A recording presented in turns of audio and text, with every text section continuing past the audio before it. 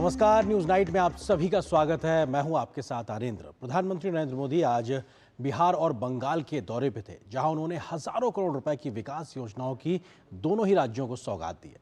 PM Modi ने Congress RJD को बिहार के पिछड़ेपन के लिए जिम्मेदार ठहराया, तो ममता बनर्जी को वोट बैंक के लिए घुसपैठियों का बंगाल में समर्थन करने के लिए उनको जमकर घेरा। क्या रहा पीएम मोदी के दौरे में खास, इस खबर पे करेंगे विस्तार से चर्चा। होगी बात भ्रष्टाचार के खिलाफ आज देश भर में हुए एक्शन और उस पर आए राजनीतिक रिएक्शन की भी। दिखाएंगे खबर रक्षा क्षेत्र में भारत कैसे लगातार उसके कदम मजबूत होते जा रहे हैं। इसके अलावा भी होंगी देश दुनिया की हर जरूरी और महत्वपूर्ण खबर। शुरुआत हेडलाइंस के साथ। पीएम मोदी ने पश्चिम बंगाल को दी 5400 करोड़ से ज्यादा की विकास परियोजनाओं का तोहफा। ममता सरकार पर साधा निशाना, कहा टीएमसी कर रही है करप्शन और क्राइम का डबल अटैक। घुसपैठियों के खिलाफ कड़ी कानूनी कार्रवाई का जताया संकल्प।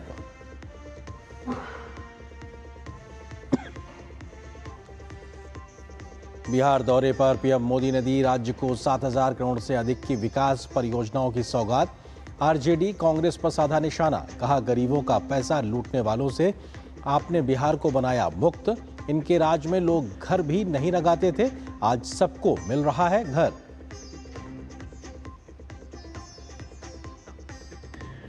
भ्रष्टाचार के खिलाफ जंग हुई तेज। छत्तीसगढ़ के पूर्व सीएम भूपेश बघेल के बेटे चैतन्य बघेल शराब घोटाले में गिरफ्तार। कोर्ट ने 5 दिन की कस्टडी में भेजा। भूपेश बघेल ने बताया राजनीति से प्रेरित, तो बीजेपी ने कहा करोड़ों रुपए का घोटाला किया है तो जांच तो होगी ही।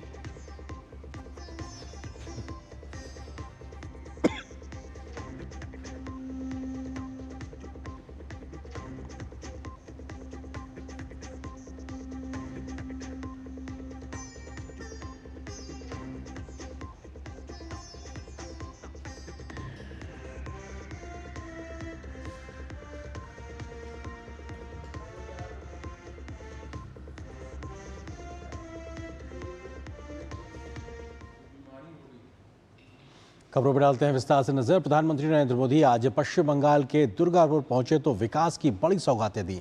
पीएम मोदी ने बंगाल में ममता सरकार पर जमकर हमला भी बोला, तो बंगाल की अस्मिता को सुरक्षित रखने के लिए डबल इंजन सरकार बनाने का आह्वान किया। पीएम मोदी ने ममता सरकार पर भ्रष्टाचार करने, घुसपैठ को बढ़ावा देने, महिलाओं की सुरक्षा से समझौता करने की बात कही, तो बंगाल के युवाओं के भविष्य के साथ खिलवाड़ करने का ममता दीदी पर आरोप भी लगाया। पीएम मोदी ने ममता सरकार पर देश में घुसपैठियों का खुलकर समर्थन करने का आरोप लगाया, तो ऐलान किया कि घुसपैठियों के खिलाफ कार्रवाई नहीं रुकने वाली है। पीएम मोदी ने कहा कि बंगाल सरकार केंद्र की योजनाओं का फायदा बंगाल के आम लोगों तक पहुंचने से रोक रही है।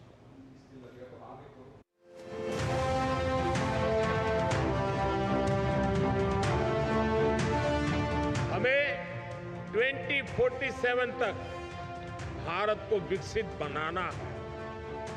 हमारा रास्ता है विकास से सशक्तिकरण, रोजगार से आत्मनिर्भरता और संवेदनशीलता से सुशासन। इन्हीं मूल्यों पर चलते हुए हम पश्चिम बंगाल को भारत की विकास यात्रा का मजबूत इंजन बना करके रहेंगे। पश्चिम बंगाल में युवाओं को रोजगार, उद्योगों के लिए जरूरी तकनीक और निवेश, न्यायपूर्ण कानून व्यवस्था, बेटियों के लिए सुरक्षित माहौल बने, तभी पश्चिम बंगाल का पूरी तरह से विकास हो पाएगा। दुर्गापुर में भाजपा की जनसभा में प्रधानमंत्री ने तृणमूल सरकार पर खूब राजनीतिक वार किए। उन्होंने कहा कि कभी यहाँ उद्योग थे, लेकिन आज तो निवेशक अपना पैसा भी नहीं लगाना चाहते हैं। ये जो टीएमसी का गुंडा टैक्स है, ये बंगाल में निवेश को रोकता है। यहां संसाधनों पर माफिया का कब्जा है, वो बंगाल में निवेश को रोकता है।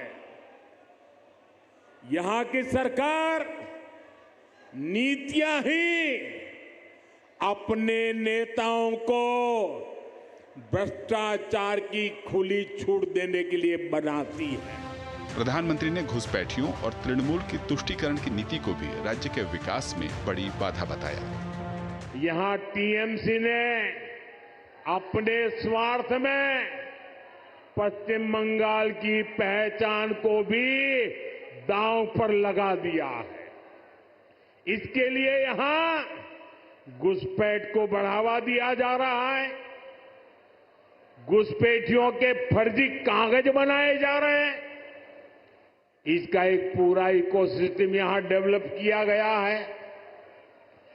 ये पश्चिम बंगाल की देश की सुरक्षा के लिए खतरा है, ये बांग्ला संस्कृति के लिए खतरा है, लेकिन तुष्टीकरण के लिए टीएमसी हर हद पार कर रही है। वहीं दूसरी ओर पश्चिम बंगाल के लिए 5400 करोड़ रुपए की विकास परियोजनाओं का लोकार्पण व शिलान्यास प्रधानमंत्री ने किया, जिसमें 1950 करोड़ रुपए की बांकुड़ा पुरुलिया में भारत पेट्रोलियम कॉर्पोरेशन की सिटी गैस वितरण परियोजना का शिलान्यास, पीएम ऊर्जा गंगा के तहत 1190 करोड़ रुपए की लागत वाली 132 किलोमीटर लंबी दुर्गापुर कोलकाता खंड का लोकार्पण, दुर्गापुर और रघुनाथपुर थर्मल पावर स्टेशन में 1457 करोड़ रुपए की अधिक लागत वाली रेट्रोफिटिंग प्रदूषण नियंत्रण प्रणाली का लोकार्पण और 36 किलोमीटर लंबी पुरुलिया कोटशिला रेल लाइन दोहरीकरण का लोकार्पण शामिल रहा। वहीं वर्धमान के तोपसी और पांडेश्वर में सेतु भारतम कार्यक्रम के तहत निर्मित 380 करोड़ रुपए से अधिक की लागत वाले आरओबी का उद्घाटन भी किया। प्रधानमंत्री ने कहा कि पश्चिम बंगाल के विकास में सबसे बड़ी बाधा टीएमसी की दीवार है। साथ ही वादा किया, अगर राज्य में भाजपा की सरकार बनती है तो वो विकास की गति को तेज करेगी। दुर्गापुर से प्रसेनजीत बख्शी के साथ ब्यूरो रिपोर्ट, डीडी न्यूज। इधर बिहार के मोतिहारी में गांधी मैदान से प्रधानमंत्री ने आज बिहार को 7200 करोड़ रुपए से ज्यादा की विकास परियोजनाओं की सौगात दी। उन्होंने कहा कि अब समय आ गया है कि पूर्वी भारत का तेजी से विकास हो, जिसके लिए विकसित बिहार का बनना बहुत जरूरी है।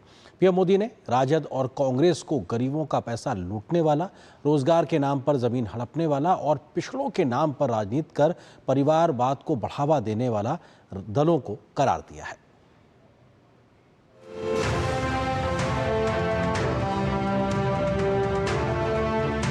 भारत में ये दौर हमारे पूर्वी राज्यों का है।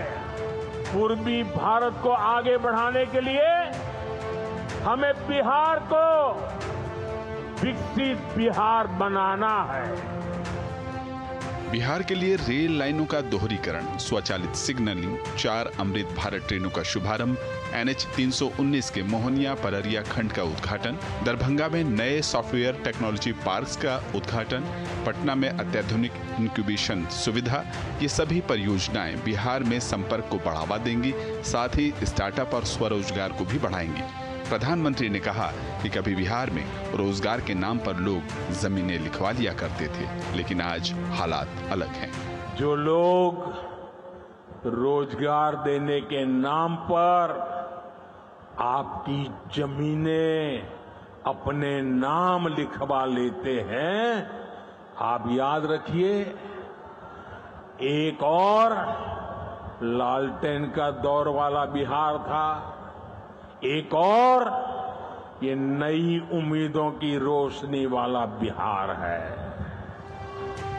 पीएम आवास योजना के 12,000 लाभार्थियों के गृह प्रवेश के मौके पर प्रधानमंत्री ने चाबियां सौंपी। इसके अलावा 40,000 लाभार्थियों को प्रधानमंत्री आवास योजना ग्रामीण की किस्त भी जारी की।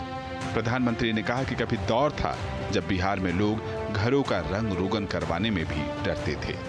आप भी जानते हैं, आरजेडी और कांग्रेस के राज में गरीब को ऐसे पक्के घर मिलना असंभव था।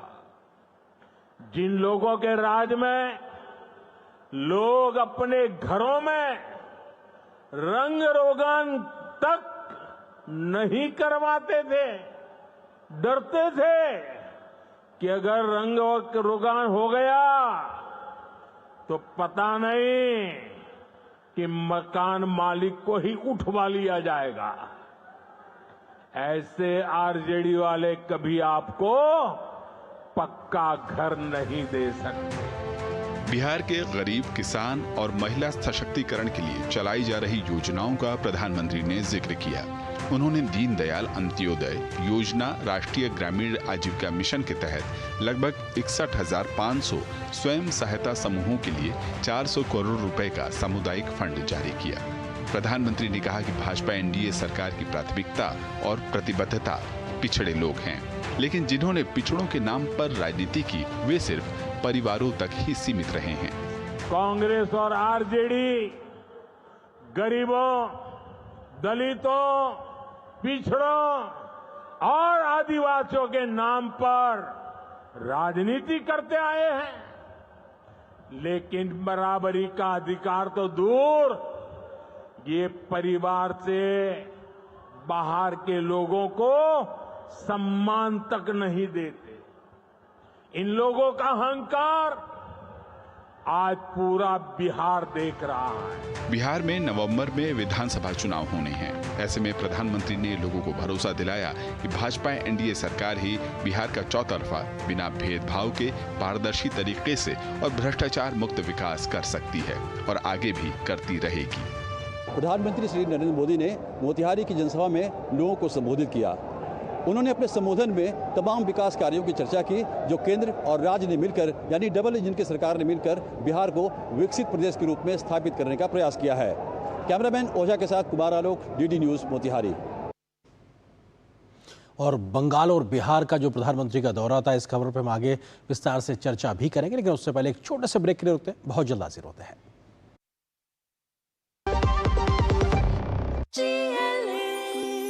जो लक्ष्य चुना था समझ आने लगा है। GLA यूनिवर्सिटी, उच्च लक्ष्य की निश्चित प्राप्ति।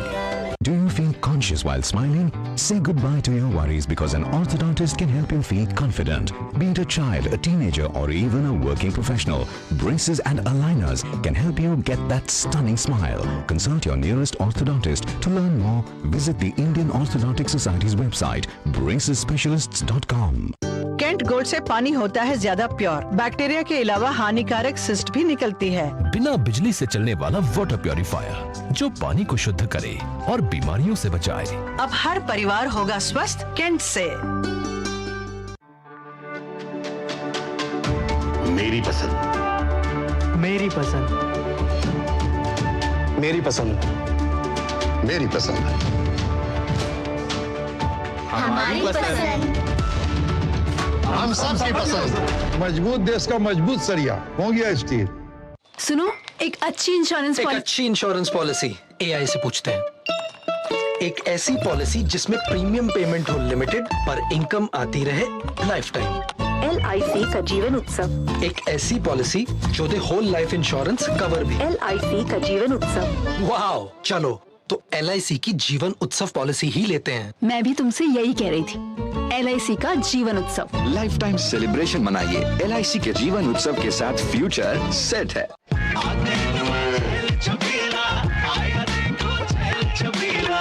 एक कपिला, अरे भाई सब एक ही जैसा होता है। ये लो साधारण पशु आहार।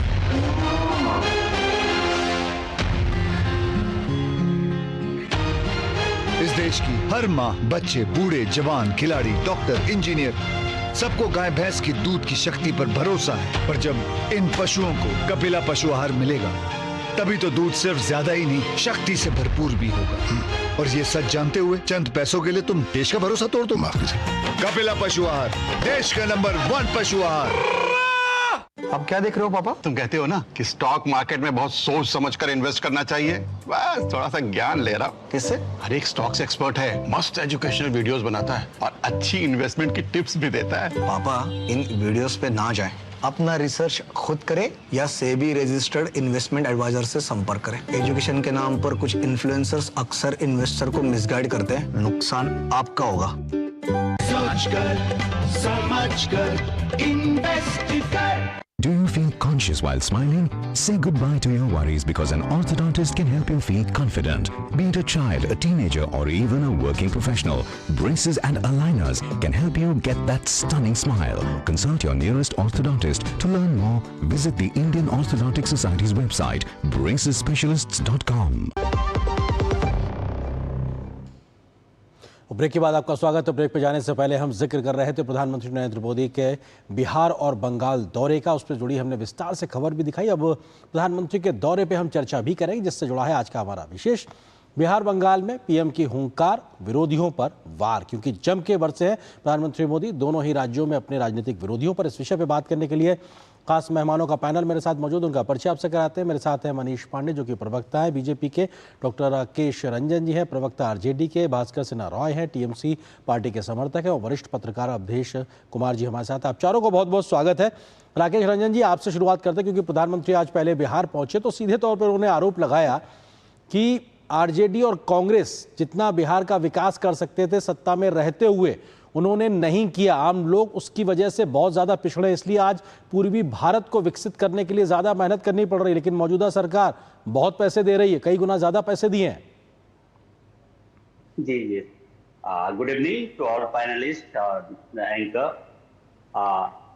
सिंपल सी बात है कि जब आप कुछ करे नहीं तो उसका ठीकरा विपक्ष पे है। 11 साल से आप सत्ता में हैं, 20 साल से राज्य सरकार में हैं, उसके बाद आप ठीकरा किसी और के माथे पे पड़े।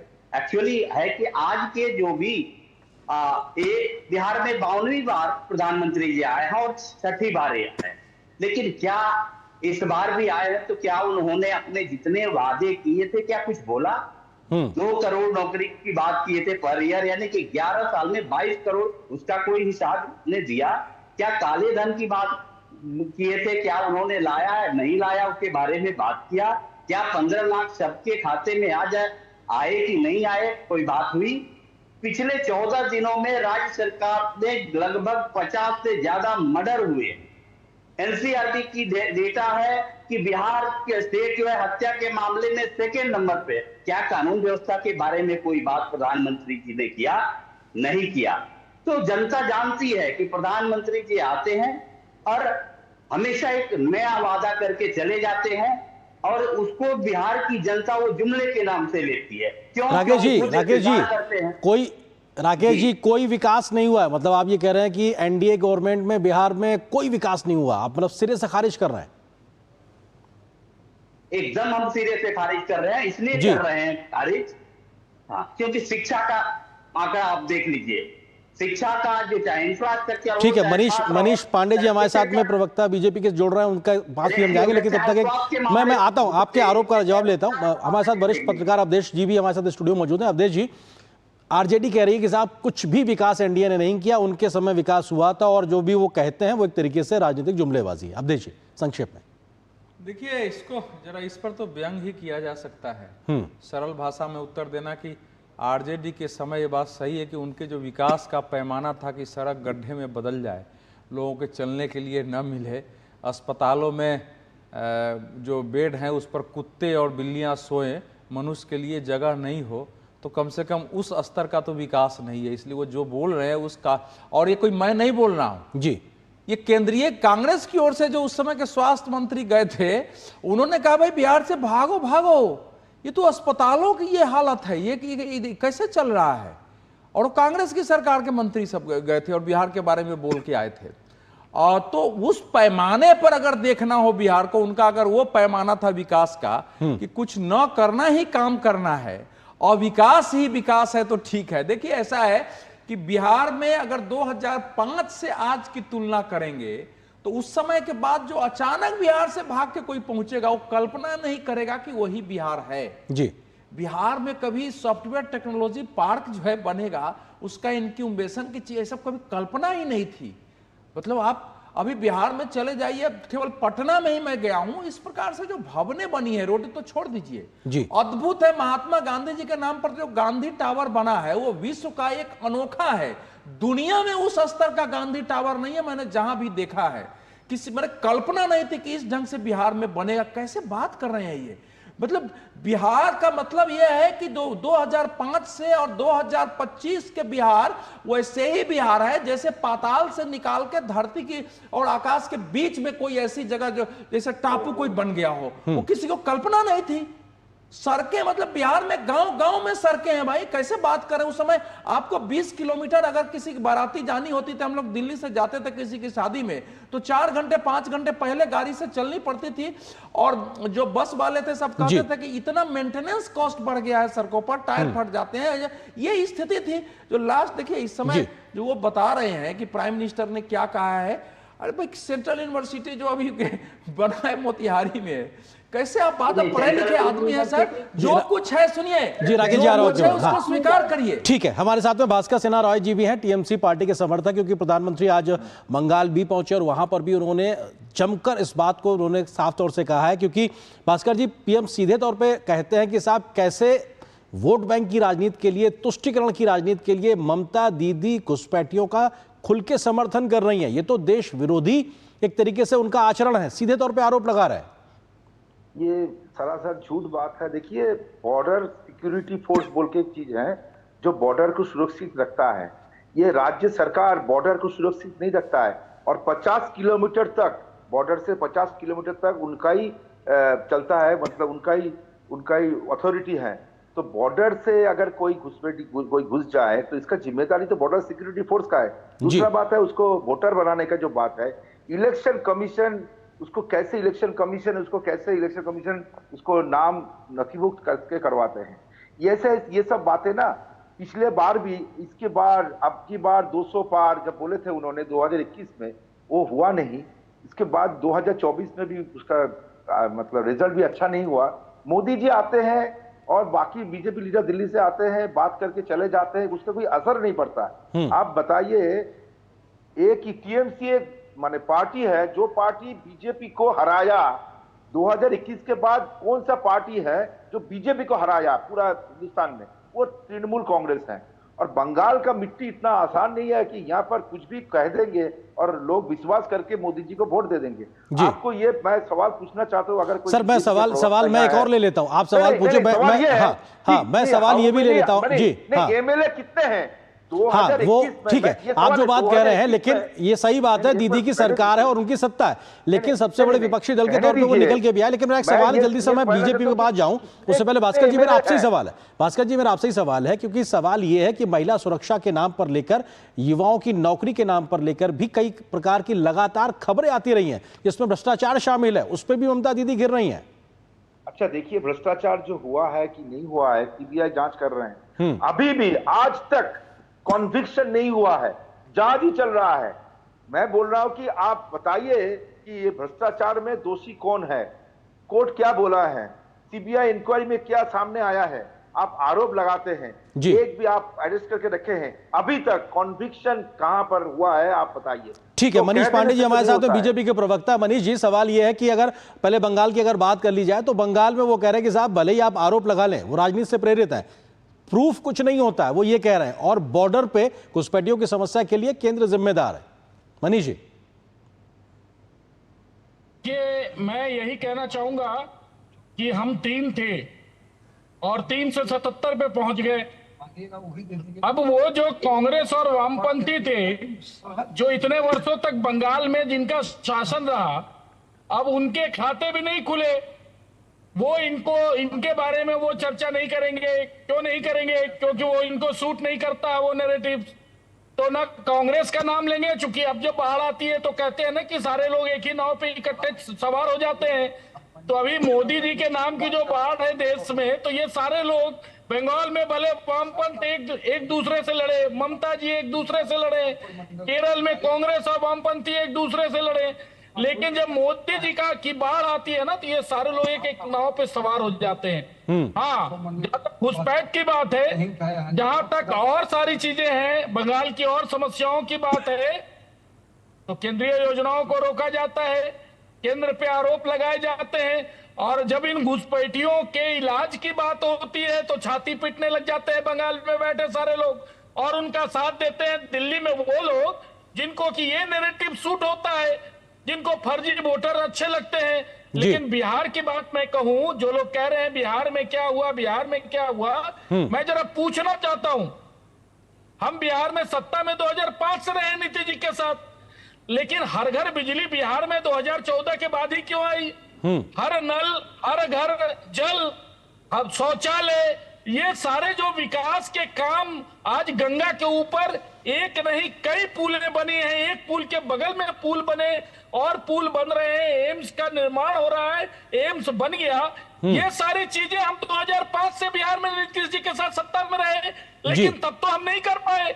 लेकिन जैसे ही केंद्र में मोदी जी की सरकार आई 2014 के बाद, आप देखिए ये बिहार के अंदर चाहे वह दलित, मुसलमान हो, अगड़ा हो, जी, कोई भी जाति का मोहल्ला हो, सबके घर में ट्रांसफार्मर लग गए। ठीक है मनीष जी, मैं आता हूं आपके पास में। राकेश जी भी हमारे साथ में आरजेडी से जुड़े हुए हैं। राकेश, भास्कर जी मैं आता हूं आपके पास में, आपके पास आता हूं। राकेश जी आरजेडी से हमारे साथ जुड़े हुए हैं। भास्कर जी, सवाल यह है कि सीधे तौर पर आरोप लगाते हैं प्रधानमंत्री बीजेपी की ओर से कि साहब कांग्रेस हो, आरजेडी हो, गरीब दलितों और पिछड़ों के नाम पे लगातार राजनीति करते रहे हैं, और एक समय ऐसा था कि अगर आप मकान पुतवा लें तो आपको तरीके से घर से उठा ले जाएंगे। आज हर वर्ग के लोगों को अपना खुद का पक्का घर मिल रहा है। एक बड़ा परिवर्तन आया है उस सोच से, उस प्रकार की व्यवस्था से। नहीं देखिए, अगर उन लोग ये सब कह के अगर ख्वाब देखते हैं कि हम सत्ता में आ जाएंगे बंगाल में, ये कभी हो नहीं पाएगा। भास्कर जी ये सवाल मेरा राकेश जी से है बिहार के संदर्भ में। मैं आता हूं आपके पास में भास्कर जी। जी राकेश जी, अब बिहार में देखिए सर, पहले भी 28वें पायदान पे था, आज भी 28वें पायदान पे है। ऐसा नहीं है कि आप नंबर 1 और नंबर 2 है।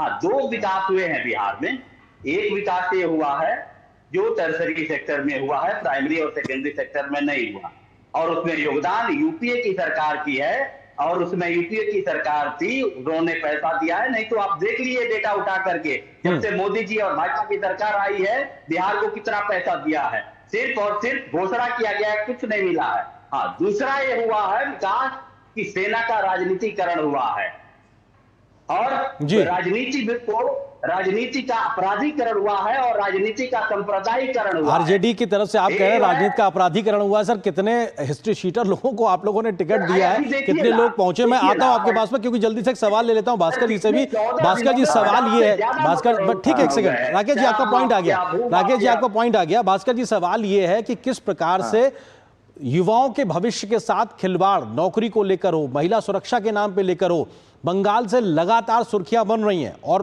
ममता दीदी को लेकर निर्ममता को शब्द इस्तेमाल कर रहे हैं प्रधानमंत्री। देखिए, आप एनसीआरबी रिपोर्ट देखिए जी, बंगाल सबसे सुरक्षित जगह है महिलाओं के लिए। Calcutta is the most safest city in this country. Sir, RG Kar तो वहीं हुआ था, आरजीकर वाला मामला कलकत्ता में हुआ है जी, आरजीकर हुआ है, लेकिन सामूहिक आप जो कह सकते हैं कि आरजीकर होने का बाद ऐसा नहीं है कि पूरा बंगाल में ऐसा हो रहा है। एक बात है। दूसरी बात है कि देखिए, जो संदेश खाली भी सर बंगाल में ही हुआ था। क्या संदेश खाली में तो क्या हुआ था? संदेश खाली अभी कहां पर है? उसके बाद तो चुनाव हुआ। संदेश खाली में जो झूठा आरोप लगाया गया, उसके बारे में झूठा आरोप लगाया गया, वो साबित नहीं हो पाया। सीबीआई ने क्या किया है? हम ये कहना चाहते हैं कि सीबीआई का रिपोर्ट क्या कहता है। आरोप जो होता है बीजेपी की तरफ से, लेकिन सर शिक्षकों की जो नौकरी गई, सर उस मसले पे तो कोर्ट ने तमाम बातें कही। आरजीकर के मसले पे सुप्रीम कोर्ट तक मामला गया, उसने कहा संदेश खाली पे हाई कोर्ट से पूरा फटकार पड़ी। आप कोर्ट का, सीबीआई की लगातार बात कर रहे हैं। सारे मसलों पर तो कोर्ट कह रहा है आपके। आरजीकर में अरेस्ट जो किया गया, एक ही आदमी को अरेस्ट किया गया, और सीबीआई जांच करने का बाद ये एक ही आदमी इसमें जिम्मेदार है ये कहा गया। बाकी लोग तो जो आरोपी था उनके खिलाफ तो कुछ कहा नहीं। सीबीआई की इंक्वायरी हुआ। अब देखिए, सीबीआई की इंक्वायरी में जो बंगाल के पुलिस इसको पकड़ा, उसी को पकड़ा, उसके बाद किसी को नहीं पकड़ा दिया और किसी को पूछा भी नहीं किया।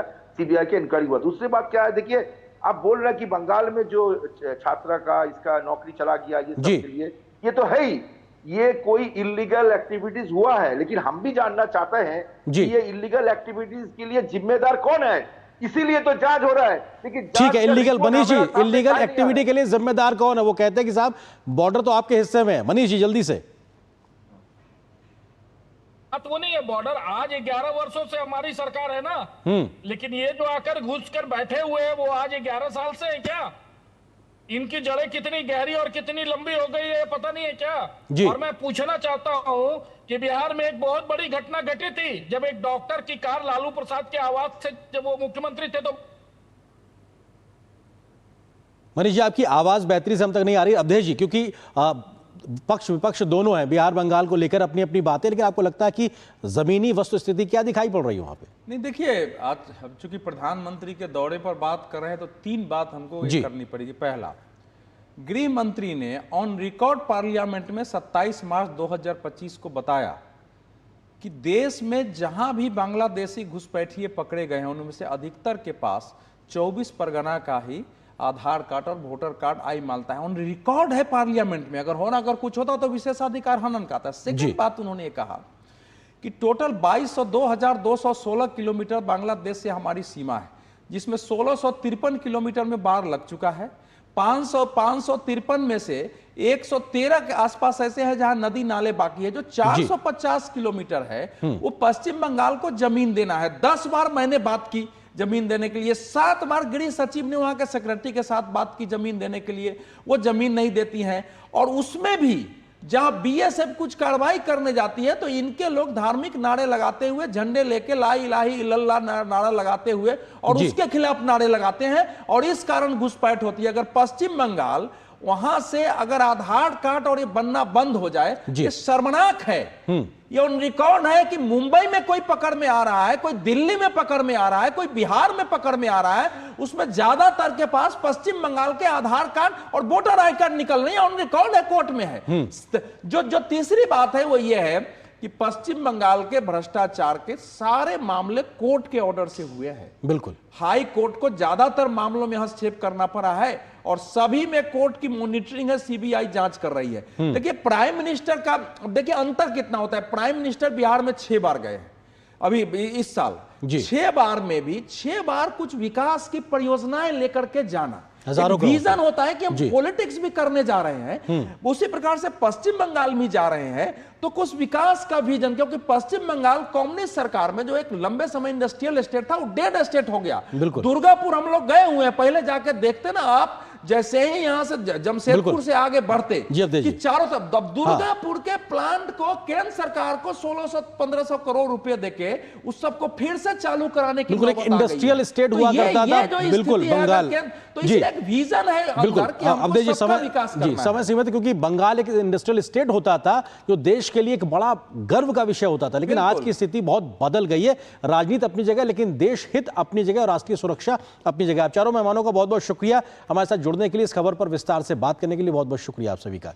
और यहां पर एक छोटे से ब्रेक के लिए रुकते हैं। ब्रेक के उस पार जब वापस आएंगे तो खबर दिखाएंगे छत्तीसगढ़ से जुड़ी हुई, जहां पर पूर्व मुख्यमंत्री भूपेश बघेल के बेटे को शराब घोटाले में आज ईडी ने गिरफ्तार किया। क्या है पूरी खबर, विस्तार से नजर छोटे से ब्रेक के बाद।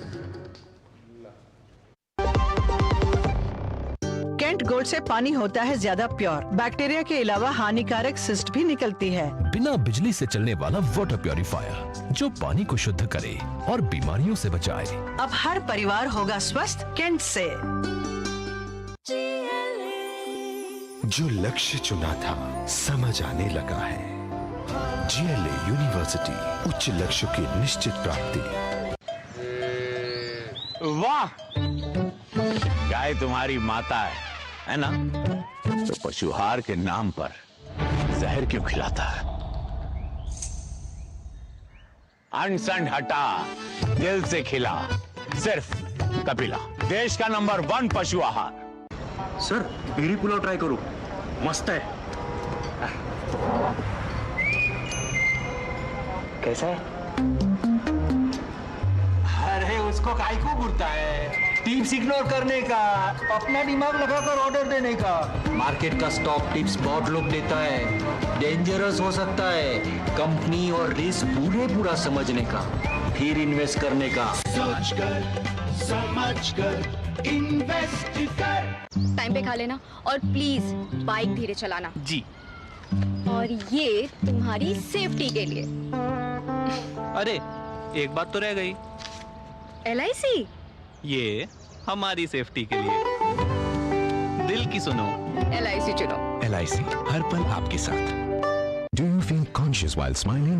Say goodbye to your worries because an orthodontist can help you feel confident. Be it a child, a teenager, or even a working professional, braces and aligners can help you get that stunning smile.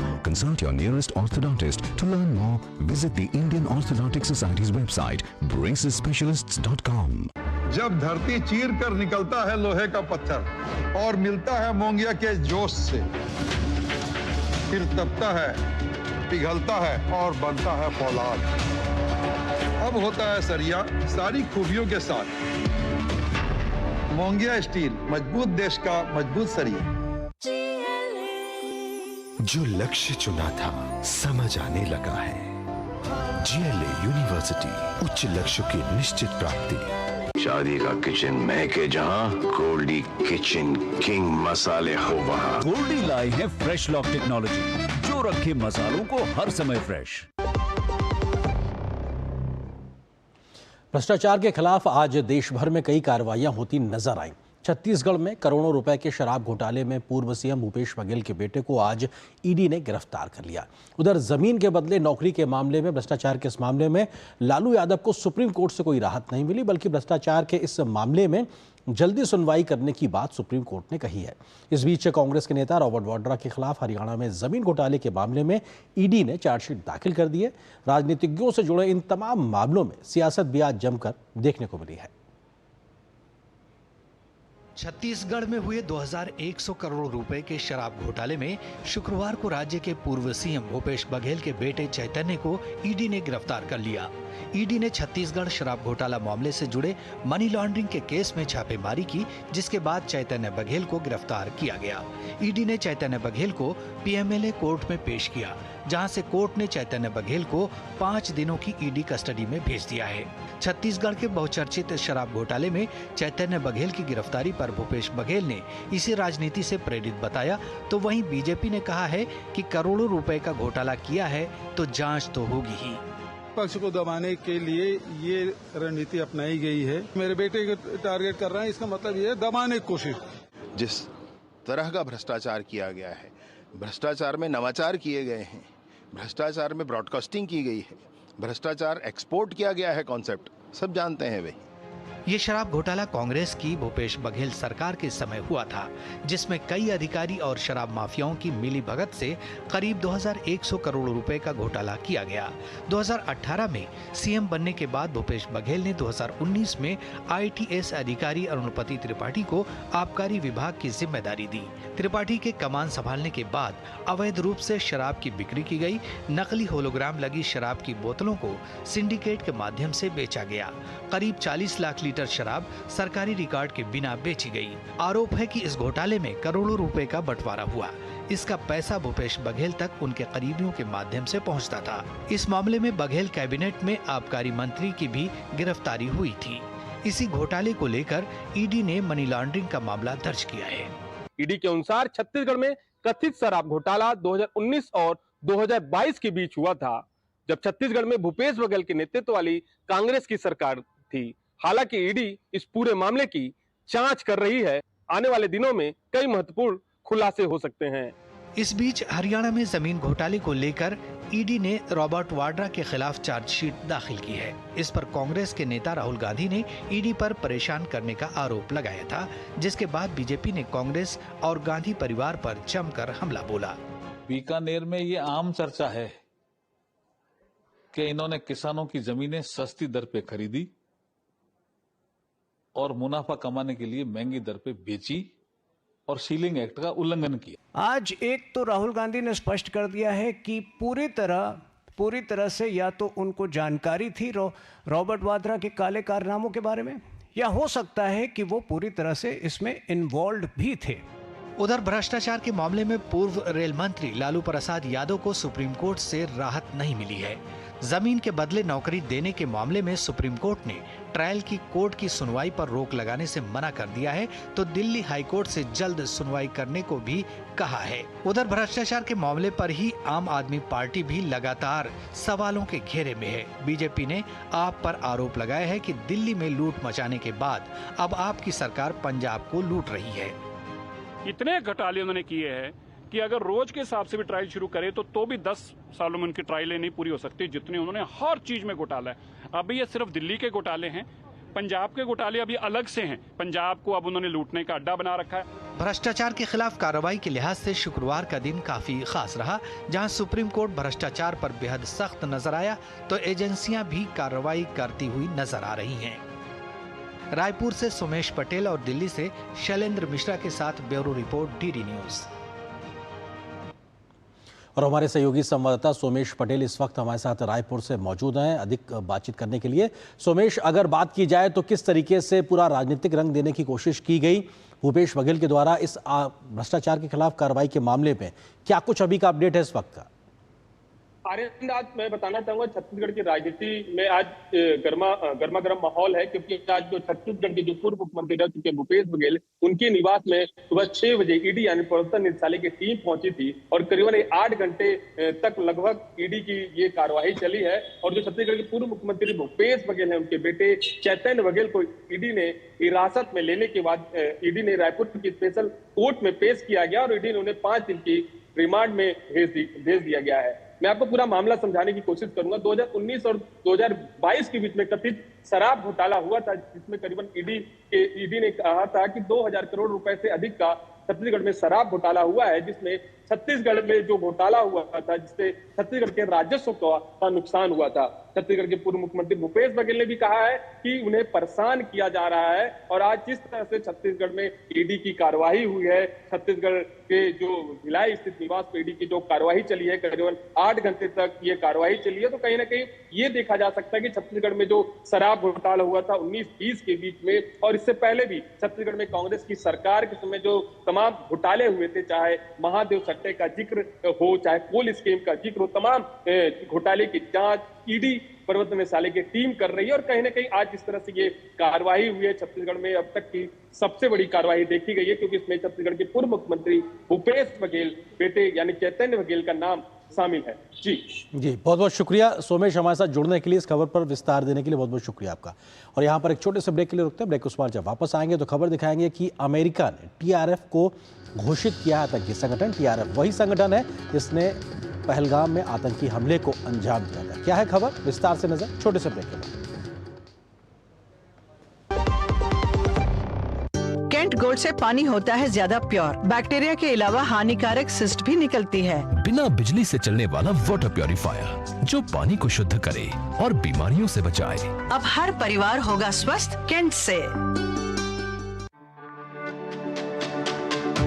मेरी पसंद, मेरी पसंद, मेरी पसंद, मेरी पसंद, हमारी पसंद, हम सबकी पसंद। मजबूत देश का मजबूत सरिया मोंगिया स्टील। जो लक्ष्य चुना था समझ आने लगा है। जीएलए यूनिवर्सिटी, उच्च लक्ष्य की निश्चित प्राप्ति। इस देश की हर माँ, बच्चे, बूढ़े, जवान, खिलाड़ी, डॉक्टर, इंजीनियर, सबको गाय भैंस की दूध की शक्ति पर भरोसा है। पर जब इन पशुओं को कपिला पशु आहार मिलेगा, तभी तो दूध सिर्फ ज्यादा ही नहीं, शक्ति से भरपूर भी होगा। कपिला पशु आहार, देश का नंबर 1 पशु आहार। सर, बेरी पुलाव ट्राई करो, मस्त है। कैसा है? अरे उसको काहे को घूरता है? टिप्स इग्नोर करने का, अपना दिमाग लगाकर ऑर्डर देने का। मार्केट का स्टॉक टिप्स बहुत लोग देता है, डेंजरस हो सकता है। कंपनी और रिस्क पूरा समझने का, फिर इन्वेस्ट करने का। सोच कर समझ कर इन्वेस्ट कर। फिर ये डुगडुगी गई कहाँ? पापा के साथ साथ सारे सपने भी चले गए। अब तो बस अपने गैराज में बैठा लोगों की डुगडुगी ठीक करता रहता हूँ। और अपने बच्चों को सपनों के साथ ऐसा कुछ नहीं होने देना। वो कैसे? पहले से लाइफ इंश्योरेंस का टर्म प्लान ले रखा। बड़े भैया, सपनों को रखो सुरक्षित टर्म प्लान के साथ। सबसे पहले लाइफ इंश्योरेंस। कैंट गोल्ड से पानी होता है ज्यादा प्योर, बैक्टीरिया के अलावा हानिकारक सिस्ट भी निकलती है। बिना बिजली से चलने वाला वाटर प्योरीफायर जो पानी को शुद्ध करे और बीमारियों से बचाए। अब हर परिवार होगा स्वस्थ कैंट से।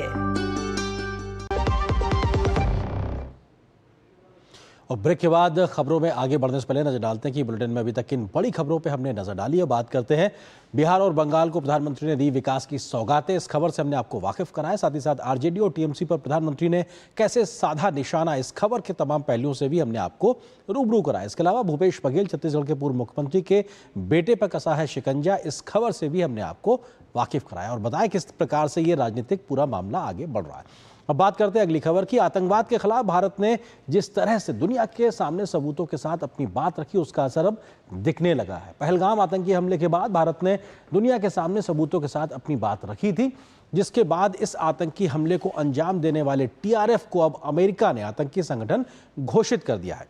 अमेरिका ने पाकिस्तान समर्थित टीआरएफ को विदेशी आतंकवादी संगठन और विशेष रूप से नामित वैश्विक आतंकवादी की सूची में डाल दिया है। विदेश मंत्री डॉक्टर एस जयशंकर ने इस फैसले की सराहना की है और इसे भारत अमेरिका आतंकवाद रोधी सहयोग की एक मजबूत पुष्टि करार दिया है। आतंकवाद के खिलाफ जंग में भारत दुनिया के मंच पर अपनी बातें प्रमुखता से रख रहा है। यही वजह है कि पूरी दुनिया भारत को इस मामले में समर्थन दे रही है। अमेरिका ने पहलगाम हमले के लिए जिम्मेदार पाक समर्थित द रेजिस्टेंस फ्रंट यानी कि टीआरएफ को विदेशी आतंकवादी संगठन और विशेष रूप से नामित वैश्विक आतंकवादी की सूची में डाल दिया है। अमेरिकी विदेश मंत्रालय ने टीआरएफ को पाकिस्तान स्थित लश्कर ए तोयबा का मुखौटा संगठन और सहयोगी बताया है। अमेरिकी विदेश मंत्री मार्को रूबियो ने एक बयान में इसे अमेरिकी राष्ट्रपति का पीड़ितों के प्रति न्याय करार दिया। मार्को रूबियो ने अपने बयान में लिखा, लश्कर ए तोयबा का एक मुखौटा और प्रॉक्सी टीआरएफ ने 22 अप्रैल 2025 को भारत के पहलगाम में हुए हमले की जिम्मेदारी ली थी, जिसमें 26 नागरिक मारे गए थे। ये 2008 में मुंबई हमलों के बाद लश्कर का भारत में नागरिकों पर किया गया सबसे घातक हमला था। टीआरएफ ने भारतीय सुरक्षा बलों पर कई हमलों की जिम्मेदारी भी ली है, जिनमें 2024 का हमला भी शामिल है। अमेरिकी सरकार का यह फैसला राष्ट्रपति ट्रंप के पहलगाम हमले के प्रति न्याय का आह्वान है। ये कार्रवाई हमारे राष्ट्रीय सुरक्षा हितों की रक्षा और आतंकवाद के खिलाफ लड़ाई के प्रति ट्रंप प्रशासन की प्रतिबद्धता को दर्शाती है। विदेश मंत्री एस जयशंकर ने इस फैसले की सराहना की और इसे भारत अमेरिका आतंकवाद रोधी सहयोग की एक मजबूत पुष्टि बताया। जयशंकर ने अपनी एक्स पोस्ट में लिखा, भारत अमेरिका आतंकवाद रोधी सहयोग की एक मजबूत पुष्टि। लश्कर ए तोयबा के एक प्रॉक्सी संगठन टीआरएफ को एक विदेशी आतंकवादी संगठन और विशेष रूप से नामित वैश्विक आतंकवादी के रूप में नामित करने के लिए अमेरिकी विदेश विभाग और सीनेटर मार्को रूबियो की सराहना करता हूं। ये संशोधन अमेरिकी आव्रजन और राष्ट्रीयता अधिनियम की धारा 219 और कार्यकारी आदेश 13224 के तहत लागू किए गए हैं। टीआरएफ पर अमेरिकी कार्रवाई का तत्कालिक असर ये होगा कि अमेरिका में टीआरएफ की संपत्ति जब्त होगी, फंडिंग पर रोक लगेगी। अन्य देश भी टीआरएफ को आतंकी घोषित कर सकते हैं। टीआरएफ सदस्यों की यात्रा, वीजा और गतिविधियों पर अमेरिकी और वैश्विक निगरानी बढ़ेगी।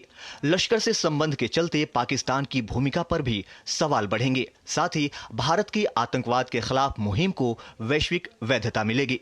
दुनिया का फर्ज है कि वो जो यूएन जनरल असेंबली की रेजोल्यूशन 1967 उसके मुताबिक चले, और उसने साफ कहा है, no cause in the world justifies the use of terror. गौरतलब है कि टीआरएफ ने 22 अप्रैल को पहलगाम में हुए आतंकी हमले की जिम्मेदारी ली थी, जिसमें पाकिस्तान समर्थित आतंकियों ने 26 निर्दोष लोगों की गोली मारकर हत्या कर दी थी। ये कदम भारत के लिए विशेष रूप से महत्वपूर्ण है, क्योंकि जम्मू कश्मीर जैसे क्षेत्रों में आतंकवादी संगठनों की गतिविधियां लंबे समय से चिंता का विषय रही है। Bureau report, DD news. और यहां पर एक और छोटे से ब्रेक के लिए रुकते हैं। केंट गोल्ड से पानी होता है ज्यादा प्योर, बैक्टीरिया के अलावा हानिकारक सिस्ट भी निकलती है। बिना बिजली से चलने वाला वाटर प्योरीफायर जो पानी को शुद्ध करे और बीमारियों से बचाए। अब हर परिवार होगा स्वस्थ केंट से। डॉक्टर दादू, ये प्रीमियम क्या होता है? बेटा, प्रीमियम मतलब समझ लो पेट्रोल। जब तक कार में पेट्रोल है तब तक कार चलेगी, पेट्रोल खत्म कार स्टॉप। पर पापा, इस बार पेट्रोल खत्म होने पर भी कार चलती रहेगी। वो कैसे? एलआईसी के जीवन लाभ में प्रीमियम पेमेंट हो जाए स्टॉप, पर पॉलिसी के फायदे चलते रहते हैं। मतलब अब लाइफ की गाड़ी चलेगी नॉन स्टॉप। एलआईसी हर पल आपके साथ। जो लक्ष्य चुना था समझ आने लगा है। जीएलए यूनिवर्सिटी, उच्च लक्ष्य की निश्चित प्राप्ति। एक मिनट। क्या हुआ? अभी से इतना खर्चा करोगे तो मेरी पढ़ाई का क्या करोगे? तुमने पहले ही लाइफ इंश्योरेंस का चाइल्ड प्लान सोच रखा है, इसकी हुआ। बढ़िया है। सपनों को रखो सुरक्षित चाइल्ड प्लान के साथ। सबसे पहले लाइफ इंश्योरेंस। शादी का किचन महके जहां, गोल्डी किचन किंग मसाले हो वहां। गोल्डी लाई है फ्रेश लॉक टेक्नोलॉजी जो रखे मसालों को हर समय फ्रेश। कैंट गोल्ड से पानी होता है ज्यादा प्योर, बैक्टीरिया के अलावा हानिकारक सिस्ट भी निकलती है। बिना बिजली से चलने वाला वाटर प्योरीफायर जो पानी को शुद्ध करे और बीमारियों से बचाए। अब हर परिवार होगा स्वस्थ कैंट से। देश में क्रिएटिव और डिजिटल मीडिया इंडस्ट्री को बढ़ावा देने के लिए digital Indian institute of creative technology की शुरुआत हो गई है। सूचना और प्रसारण मंत्री अश्विनी वैष्णव के साथ महाराष्ट्र के मुख्यमंत्री ने इसका मुंबई में उद्घाटन किया। IICT animation, visual effects, gaming, comic, accented reality sector जैसे तमाम 17 विशिष्ट पाठ्यक्रमों के लिए एक नेशनल हब बनेगा। मुंबई में IICT की स्थापना के लिए 400 करोड़ रुपए का बजट भी आवंटित किया गया है। IICT कैंपस का उद्घाटन, क्रिएटिव और डिजिटल मीडिया इंडस्ट्री को मिलेगा बढ़ावा, भारत की रचनात्मक अर्थव्यवस्था को मिलेगा बढ़ावा, एनिमेशन, गेमिंग और डिजिटल आर्ट्स को बढ़ावा। देश में IIT और IIM की तर्ज पर IICT यानी Indian institute of creative technology भी होगा। मुंबई में केंद्रीय सूचना प्रसारण मंत्री अश्विनी वैष्णव और महाराष्ट्र के CM देवेंद्र फडणवीस ने IICT कैंपस का उद्घाटन किया। ये संस्थान देश में क्रिएटिव और डिजिटल मीडिया इंडस्ट्री को बढ़ावा देगा। IICT animation, visual effects, gaming, comics, extended reality sector जैसे 17 विशिष्ट पाठ्यक्रमों के लिए एक नेशनल हब बनेगा। मुंबई में IICT की स्थापना के लिए प्रधानमंत्री नरेंद्र मोदी ने 400 करोड़ रुपए का बजट आवंटित किया है। उद्घाटन समारोह को संबोधित करते हुए केंद्रीय मंत्री अश्विनी वैष्णव ने कहा कि केंद्र सरकार युवाओं को सशक्त बनाने और उद्योग के विस्तार के लिए प्रतिबद्ध है। संस्थान ने पहले ही उद्योग की जरूरत के मुताबिक प्रशिक्षण के लिए गूगल, मेटा, एडोब जैसी कंपनियों से समझौता कर लिया है। उन्होंने संस्थान को भारत के युवाओं को सशक्त बनाने और रचनात्मक क्षेत्र में बदलाव लाने के लिए प्रधानमंत्री नरेंद्र मोदी द्वारा परिकल्पित एक ऐतिहासिक पहल बताया। उन्होंने कहा कि ये कैंपस भारत में सबसे अच्छे कैंपस में से एक होगा। टेक्नोलॉजी आज के क्रिएटिव वर्ल्ड में जिस तरह से एक इंटीग्रल पार्ट बन चुकी है, उसमें बहुत ज़रूरी है कि हमारे क्रिएटिव इकोनॉमी में काम करने वाले जितने भी लोग हैं और जो इससे जुड़ना चाहते हैं, उन सबको हम नए स्किल्स दें, टेक्नोलॉजीज़ में ट्रेनिंग दें, नए टूल्स दें और दुनिया में जो बेस्ट हो रहा है उसको हम अपने यहाँ पर भारत में लेके आए और यहाँ से नए इंक्यूबेशन, नए आइडियाज़, नई टेक्नोलॉजीज़ भी भारत से बने। कार्यक्रम में मौजूद महाराष्ट्र के मुख्यमंत्री देवेंद्र फडणवीस ने केंद्रीय मंत्री अश्विनी वैष्णव का सम्मान किया। साथ ही वेव समिट के आयोजन में 150 करोड़ रुपए के सहयोग की घोषणा की। कार्यक्रम में वेव्स पारिस्थितिकी तंत्र के अभिन्न पहलुओं पर कई रिपोर्टों और पहलों का औपचारिक अनावरण किया गया, जिसमें इनोवेशन, एडॉप्शन और ग्लोबल एंगेजमेंट पर ध्यान केंद्रित किया गया है। इन रिपोर्ट में वेव्स परिणाम रिपोर्ट, सम्मेलन ट्रैक पर रिपोर्ट, वैश्विक मीडिया संवाद, coffee table book, creatosphere report, wave X report, वेव्स बाजार रिपोर्ट शामिल है। ये प्रकाशन भारत के मीडिया एवं मनोरंजन क्षेत्र की असाधारण गतिशीलता और विविधता को उजागर करते हैं, जिसमें film, television, animation, gaming, immersive media, live event, संगीत और डिजिटल सामग्री शामिल है। इस अवसर पर प्रसार भारती और महाराष्ट्र सरकार के बीच महाराष्ट्र फिल्म, रंगमंच एवं सांस्कृतिक विकास निगम लिमिटेड के माध्यम से एक समझौता ज्ञापन पर भी हस्ताक्षर किए गए। ब्यूरो इनपुट के साथ शिशिर सेलार की रिपोर्ट, DD न्यूज। रक्षा के क्षेत्र में भारत बहुत तेज गति के साथ आत्मनिर्भरता हासिल कर रहा है। सेना के तीनों अंगों के लिए रक्षा साजो सामान का निर्माण मेक इन इंडिया पहल के तहत हो रहा है।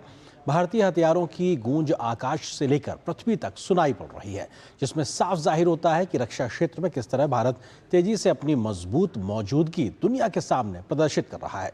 आज की बात की जाए तो आज स्वदेशी रूप से डिजाइन और निर्मित पहला डाइविंग सपोर्ट पोत INS निस्तार का विशाखापट्टनम में जलावतरण किया गया। यह पोत गहरे समुद्र में बचाव अभियानों के लिए डिजाइन किया गया है। इसे हिंदुस्तान शिपयार्ड लिमिटेड ने डिजाइन और तैयार किया। ये गहरे समुद्र में गोताखोरी और पनडुब्बी बचाव करने में भी सक्षम है। और न्यूज नाइट के अंत में आपको छोड़ जाते हैं कुछ और राष्ट्रीय महत्व की खबरों के साथ। फटाफट अंदाज में आप देखिए इन खबरों को। मुझे दीजिए अनुमति। नमस्कार।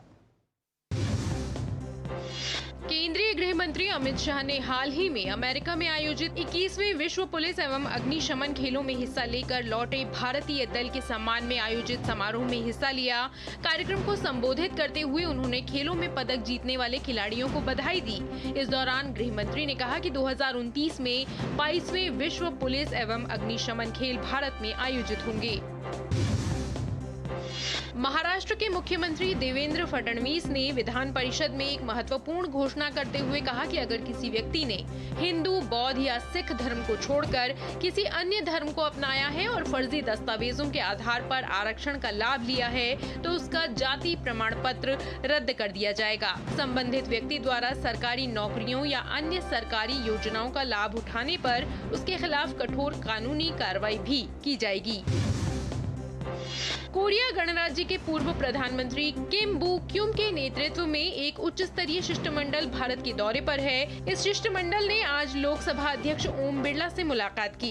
भारत कोरिया संबंधों को लेकर संसद भवन में विशेष बैठक हुई। कोरिया गणराज्य की 22वीं नेशनल असेंबली के सांसद और डेमोक्रेटिक पार्टी के वरिष्ठ नेता बैठक में शामिल हुए। बैठक के दौरान भारत कोरिया सहयोग और रणनीतिक मुद्दों पर महत्वपूर्ण चर्चा हुई। यमन की जेल में बंद भारतीय नर्स निमिषा प्रिया को फांसी से बचाने के लिए दाखिल याचिका पर सुप्रीम कोर्ट में शुक्रवार को सुनवाई हुई। इस मामले में याचिकाकर्ता सेव निमिषा प्रिया एक्शन काउंसिल नाम की संस्था ने कोर्ट से इजाजत मांगी कि उन्हें इस मामले में मृतक के घर वालों से बातचीत के लिए यमन जाने की इजाजत दी जाए। सरकार की ओर से अटॉर्नी जनरल आर वेंकट रमनी ने कहा कि हम नहीं चाहते कि कुछ ऐसा हो जिसका गलत नतीजा निकले। राजधानी दिल्ली की सुरक्षा व्यवस्था को लेकर दिल्ली पुलिस मुख्यालय में एक उच्च स्तरीय बैठक हुई। इस बैठक में दिल्ली पुलिस, एनएसजी और अन्य केंद्रीय एजेंसियों ने हिस्सा लिया। नियमित सुरक्षा व्यवस्था के मद्देनजर कल दिल्ली भर में 10 अलग अलग जगहों पर मॉक ड्रिल का आयोजन किया गया। उत्तर प्रदेश के बलरामपुर में अवैध धर्मांतरण के मामले में जलालुद्दीन उर्फ छांगुर के कई ठिकानों पर प्रवर्तन निदेशालय की छापेमारी जारी है। जलालुद्दीन उर्फ छांगुर पर धर्मांतरण, विदेशी धन का उपयोग और राष्ट्रीय सुरक्षा एवं सांप्रदायिक सद्भाव के लिए संभावित खतरा पैदा करने वाली गतिविधियों का आरोप है। गौरतलब है कि यूपी एटीएस ने छांगुर और उसकी सहयोगी नीतू उर्फ नसरीन को गिरफ्तार कर पूछताछ की, जिसमें कई अहम खुलासे हुए। रॉयल चैलेंजर्स बेंगलुरु की जीत के जश्न के दौरान हुई भगदड़ में कर्नाटक सरकार ने अब यू टर्न ले लिया है।